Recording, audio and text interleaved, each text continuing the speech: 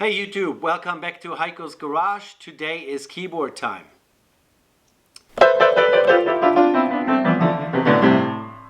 We are not going to be talking about the keyboard on this baby grand piano behind us, but we're going to be talking about the keyboard here in front of me. So just recently I rediscovered my passion for computers and tech gear, and I came across the topic of mechanical keyboards, which is apparently quite a big topic, a big scene. A lot of people like mechanical keyboards and they build them and customize them. And I didn't want to be in the dark about this, so I researched it. I watched other people's YouTube reviews about mechanical keyboards, how to mod them, how to make them your own, how to customize them. And so I ended up buying one. I watched a top 5 mechanical keyboards under $20 video on the Toasty Bros channel, and they had this keyboard in their list under $20. It was actually the first one that they unwrapped, and this keyboard made the top 1 spot because it was just the best that they had under $20. And really, if you just listen to the list of features that this keyboard comes with, I'm surprised that it was even that cheap. When I went on Amazon, it was up by $5. It was $25, but that's still a very great price for this keyboard. So the Swordbill brand, absolutely no name, I would say. It's definitely not Logitech, you know. But Swordbill keyboard, the model is the T1, comes with Outemu Blue Box switches. It comes with double shot ABS keycaps that are shine through, so you can see the RGB coming through the keycaps. This is hot swappable, so you can pull those key switches out and swap them out for something else. There is going to be a follow-up video. I'm going to comprehensively answer the question, are Outemu keyboards that are based on Outemu switches compatible with other MX brand switches like Kale, Gatoron, or even Cherry? I've ordered a key switch tester that comes with a whole array of different switches, and we're going to find out if those other brand switches will fit onto this PCB or the circuit board of this keyboard. Now back to this keyboard. So the T1 top plate, full aluminum, full RGB, as you can see. So it's not like you have a yellow row, a green row, a blue row, and a red row, and you can't change that. This keyboard literally has it all. It gives you 18 different effects that you can just select with a push of a button. It goes from all kinds of, it goes through the different effects. Each key here over here has 3 different effects that you can select. You can also go to solid color. You have, with the arrow button here, you can change the colors. You can change the brightness of the colors. So here, let's find the one color effect. So now we can change the colors around. If you just, let's say you want it in blue, just leave it in blue. If you want it a little darker, or if you want to completely turn it off, you can do that too. The volume dial knob here actually doubles as a brightness control. So you can not just control the volume with it, but you can also control the lighting of the RGB. So with this function, you have always full control of your RGB, the tip of your finger. There are so many, so like I said, 18 different effects. It is very good looking.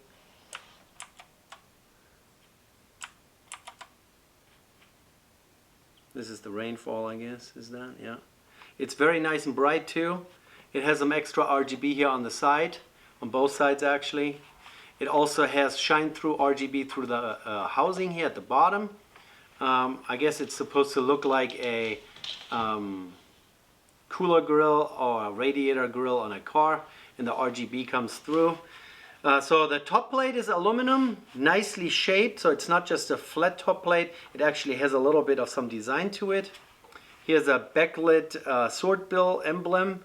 Down on the space bar you have the same emblem one more time as a print. And then the back side's completely ABS, so nothing special here. Completely flat, has some rubber feed, and it has two rubber coated kickouts, so you can change the angle of the keyboard a little bit. All completely rubber coated. Then as you see here in front of me as well, we have a magnetically attaching wrist rest. It's hard plastic, it's not soft, it's not cushy, but it is there and it came with it, and that for $25. It's very easy to, let's turn the lights back on here. There we go. Full brightness for you guys. So this is actually really nice. It has a permanently attached USB cable, not detachable. It's decent quality and it's 6 feet long, so you can you know, wire this around your desk and into your computer. It even has a little Velcro strap on it for some cable management. Yeah, this keyboard fully featured. The font they used for the keycaps is you know, the typical gamer style font. There are some secondary functions printed onto some of the keys here, activated with a function key, of course. That print might wear off over time, but the good news is these keycaps use the normal standard Cherry MX socket, I want to say. Is that called a socket? So when we pull a keycap off, the stem is the regular MX Cherry MX style stem, and it will fit, this keyboard will fit other keycaps if you buy a keycap set for a full-size keyboard. As I mentioned, these are double shot, so black is the base color, and then white, or this translucent material, is just for the RGB to shine through. The little manual that comes with it is in English and in Chinese. The English is a little bit on the rough side. It took me a bit to figure out how to do the programming of the macro keys. By the way, these are not mechanical key switches, they are just membrane keys, but that's okay, I guess, for $25. And now let's talk about weight. I brought my little kitchen scale over here. I want to show you so that you will believe me. So this is in gram. I'm just going to slap this on here with the wrist rest. So this keyboard weighs 1,484 grams.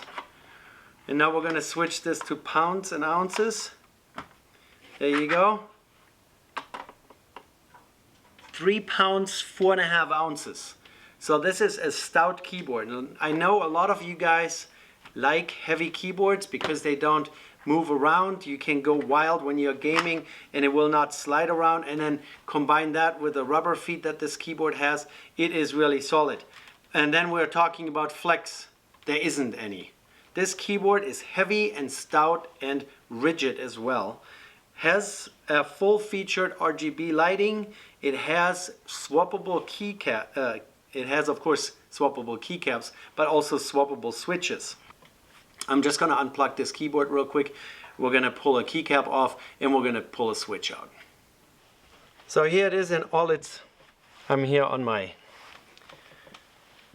wobble table. Terrible, but here it is in all its beauty, right in front of you with this wrist rest. And we're going to pull off a keycap. I'll give you a quick look at that keycap. ABS, relatively low profile, pretty thin wall. It's not heavy, thick material, that's for sure. This is on the cheaper end, but you can see the Cherry MX style stem down there and the font. And now you can also see the Outemu Blue switch. And we're going to use my handy dandy switch puller if we can and yank this thing right out of there. If we can. So here you can see it is not soldered on. It's an Outemu Blue Box switch. They call this a 3-pin. The center pin is this plastic pin which kind of serves as a guide, so you put it in the proper spot. These can be swapped out with other Outemu switches, but what I want to find out is this PCB or the circuit board of this cheap $25 keyboard compatible with other brands of key switches? Some people on the internet say that it is not, that Kale and Gatoron and Cherry, they have thicker contact pins, and therefore these will not fit into this PCB. But I ordered a key switch tester, which includes 80, I believe, 80 different switches. And those 80 switches include Cherry MX switches, Kale and Gatoron, and of course a bunch of different Outemu switches, and also a couple brands that I've never heard of. And we're gonna try out which brand works with those Outemu sockets and which doesn't. Some people even say that Outemu as a brand has different sizes of those pins. So if you get a standard blue, red, or brown, they are interchangeable, but then for their more custom line of switches, they actually went to a thicker, more Cherry MX switch type style pin. And then in that case, you can't even put those on this PCB. But we're gonna find out if that's correct. Yeah. Always making sure we're putting it back the correct way. And the keycap back on it. And since you guys are here, I'm just gonna type for you a little bit, of course upside down, but that's okay. This keyboard has a little bit of a twang.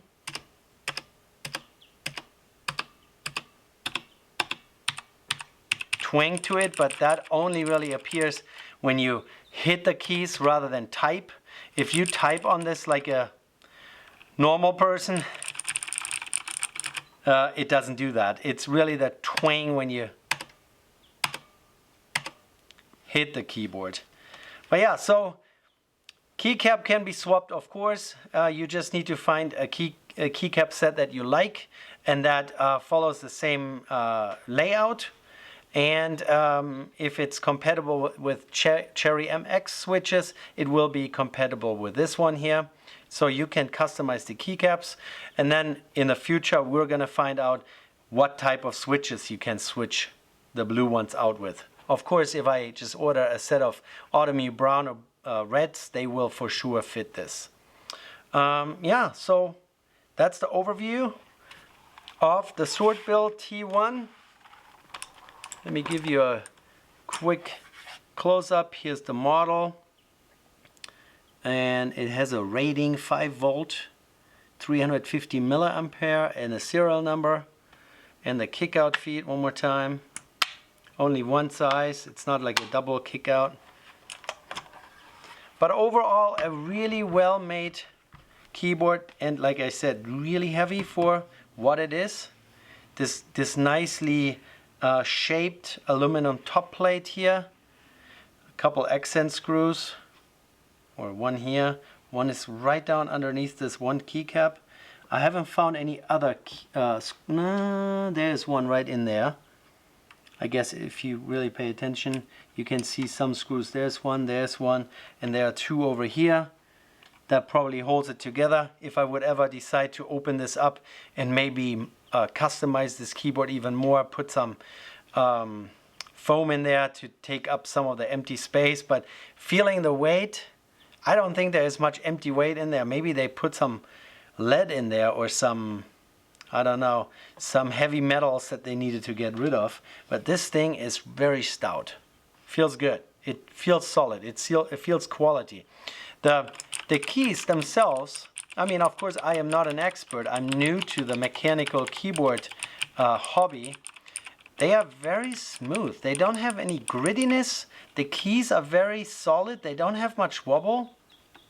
And I know that the larger keys, they usually have stabilizers. Of course they have stabilizers. And even those stabilizers, they don't add any kind of grit to it. And then let's give it a quick shake test. This is really quiet. This is not rattly at all. So now I'm gonna plug it back in for you and let you see the RGB one more time. So here, let's run through some of the... So now solid colors, and it's just rotating those colors around.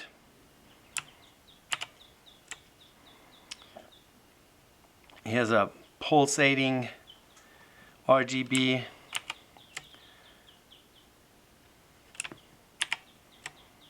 This is keystroke, the explosions. Next one is individual keys light up.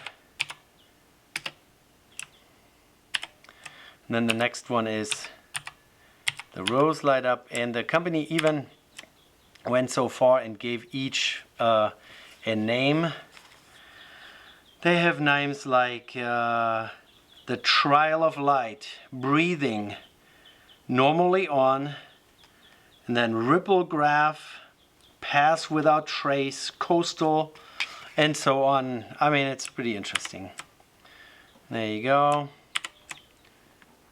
That's the rain droplets, I guess.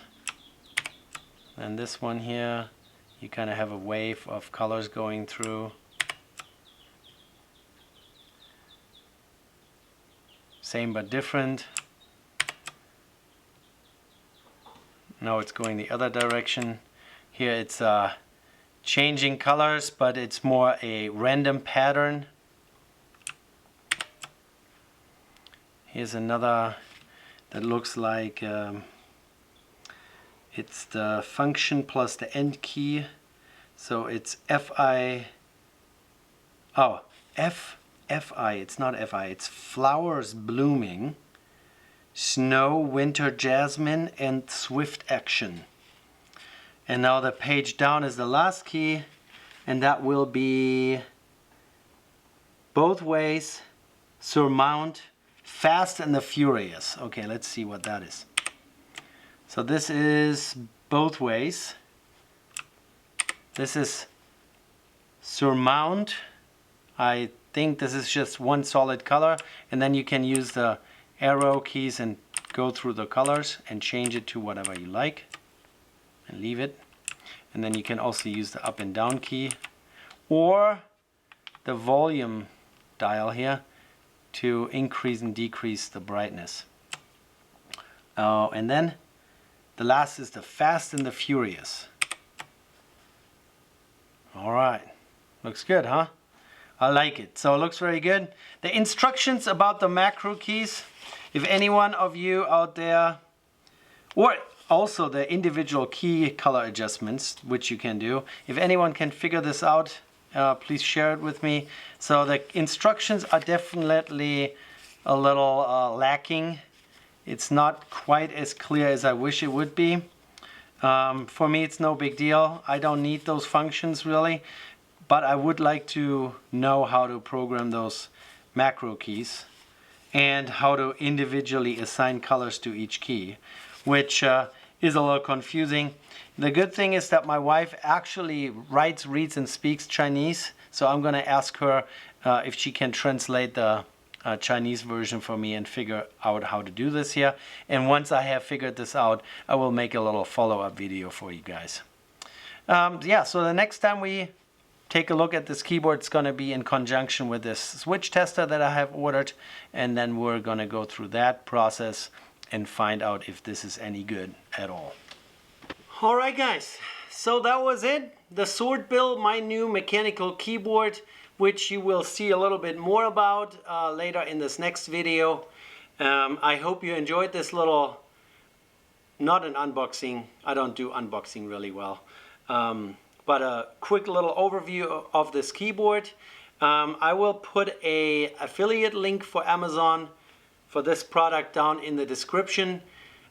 If you use this link, you support the channel, and I appreciate it. It will not cost you a dime more, and maybe it is still available. It was sold out for a short period, but maybe it's back in stock. Let's hope so, because this is a killer deal, and this is a great keyboard, at least for a mechanical keyboard beginner like me. All right, you guys, stay safe, stay healthy, and I'll see you in the next video. Thank you.